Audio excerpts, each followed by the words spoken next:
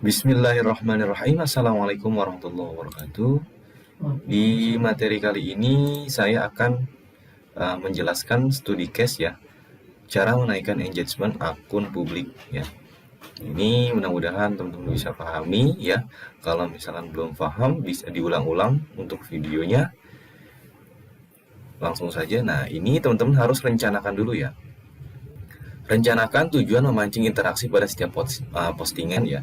Nah, ini subjek caption ya plus emoticon ya. Ini misalkan contoh di subjek ini kita buka dulu ya.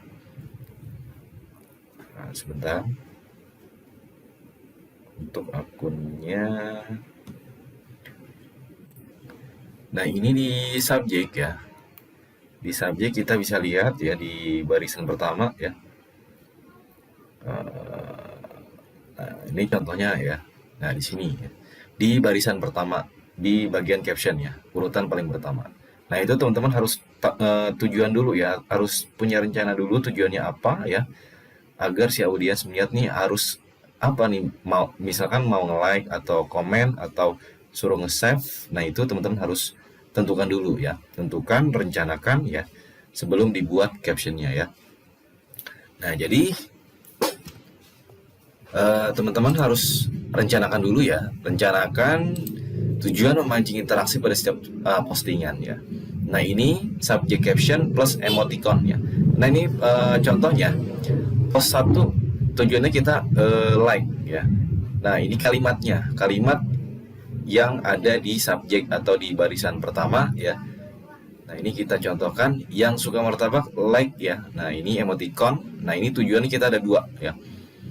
Kenapa? Yang pertama seperti ini tujuannya untuk para audiens nge-like postingan kita ya. Yang kedua, mereka membuka caption kita ya.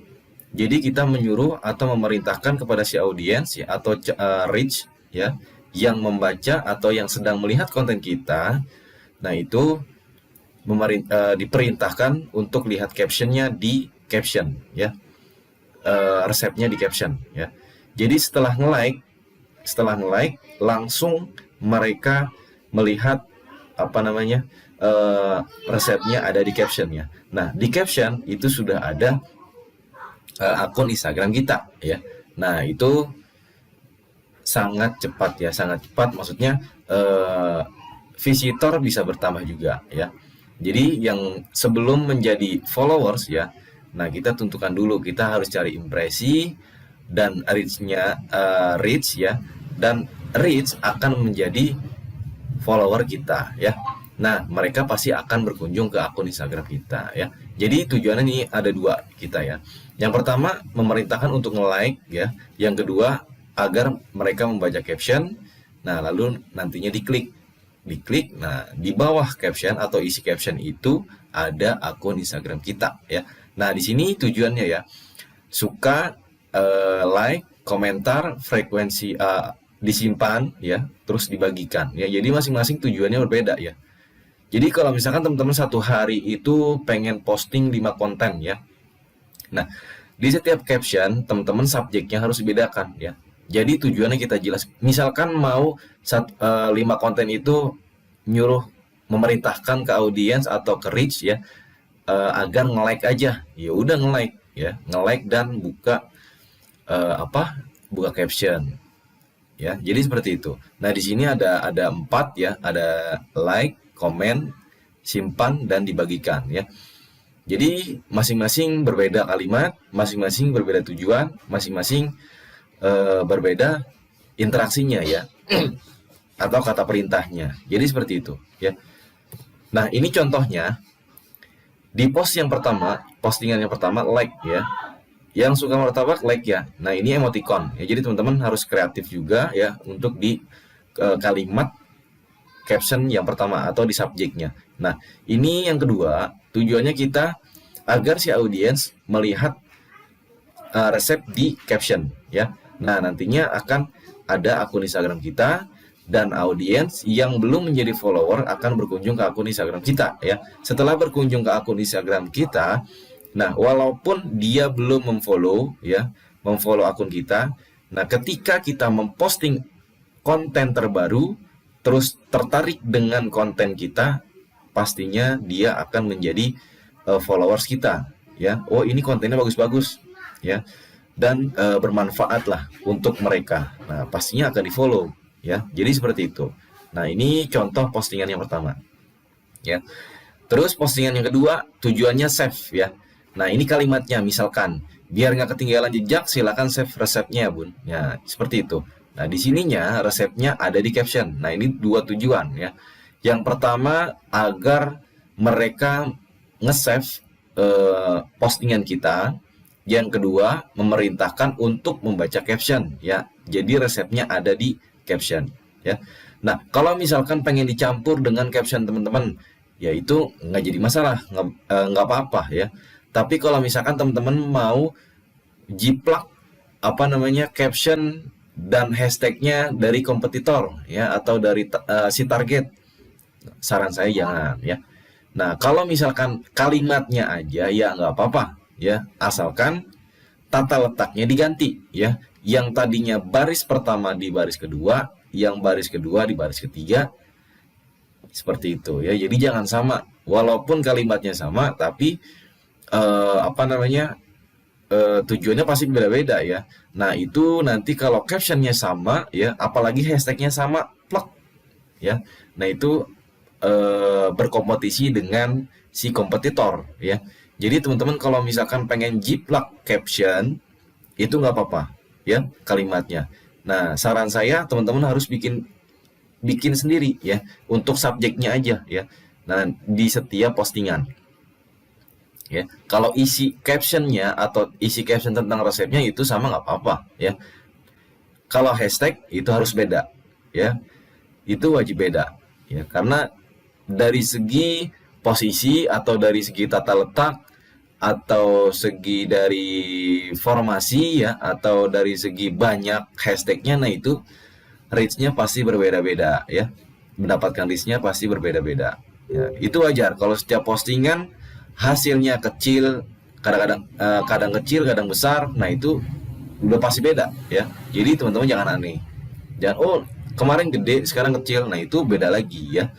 Jadi setiap postingan pastinya berbeda-beda, ya, mendapatkan insight-nya, ya. Nah, jadi gini, teman-teman harus tentukan dulu, ya, kalau misalkan satu hari ini pengen repost 5 konten, ya, teman-teman mau pakainya apa, ya, tujuannya apa nih di captionnya, ya.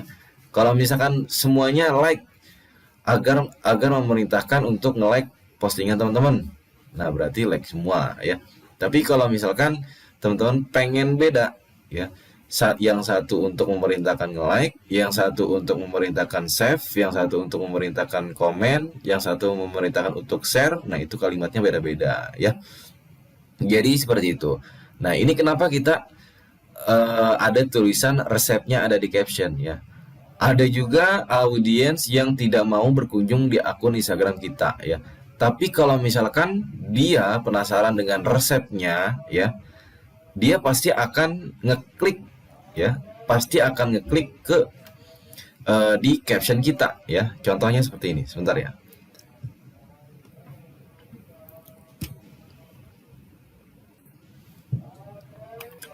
Nah, ini kan misalkan dia ngeklik ini, ya. Misalkan dia ngeklik ini, nanti di sini kan ada kalimat, ya. Lebih banyak resep yang bisa Bunda tahu, cukup follow di sini atau kunjungi, ya. Nah, save resepnya. Nah, ini kalau misalkan dia buka caption, nah ini ada tujuan, ada kalimatnya lagi.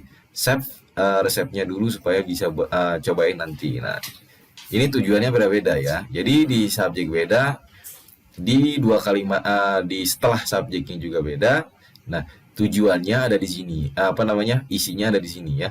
Nanti mereka akan berkunjung ke akun Instagram kita, ya. Jadi seperti itu. Nah, kalau dilihat dari insight, ya, teman-teman buka, ya. Ini kalau misalkan udah baru 1 hari 2 hari, jangan apa namanya, kok kecil, ya. Nah, jadi apa namanya, kalau kita itu maksimal 1 minggu, ya. Jadi kalau misalkan paling kecil impresinya 40, ya terusin aja, ya. Nah, ini kan ada aktivitas profil, ya. Kunjungan profil 107. ya. Itu fungsinya ya. Ada juga orang yang langsung berkunjung ke sini ya, ngeklik ke sini. Tak ada juga orang yang ngeklik ke sini ya. Jadi seperti itu. Jadi teman-teman bisa lihat di setiap postingannya ya, akun yang dijangkau berapa, interaksi kontennya berapa, aktivitas profil ya. Terus dari beranda, nah ini followers ya, itu semuanya sudah dijelaskan di bagian insight ya. Nah, dari tagar, dari lainnya, nah ini simpan. Nah, simpan kan ini kan banyak ya. Kalau di setiap postingan, oh ternyata yang kecil itu komentar gitu. Nah, nanti teman-teman bisa memperbesar gimana nih supaya dari satu postingan ini mengajak interaksi kepada calon audiens ya, audiensnya gitu, calon followers ya. Nah, jadi seperti itu. Kalau misalkan simpannya lebih besar, nah berarti kita menganalisanya, oh banyak juga orang yang sedang membutuhkan resep ini ya, konten ini. Terus yang like, oh berarti dia suka dengan konten yang kita bagikan. Oh ini yang share ini yang bagikan biar teman-temannya pada tahu gitu ya. Jadi masing-masing tujuannya berbeda ya. Kalau misalkan kecil, misalkan like-nya kecil dari simpan, oh berarti yang perlu ditingkatkan adalah like. Jadi seperti itu ya teman-teman. Nah, mudah-mudahan mengerti ya. Jangan lupa praktek, karena kalau akun publik itu harus praktek ya. Jadi kalau nggak praktek ya percuma ya, nggak akan mendapatkan insight yang besar atau followers yang cepat ya. Jadi seperti itu. Mudah-mudahan difahami. Demikian untuk materi kali ini. Wassalamualaikum warahmatullahi wabarakatuh.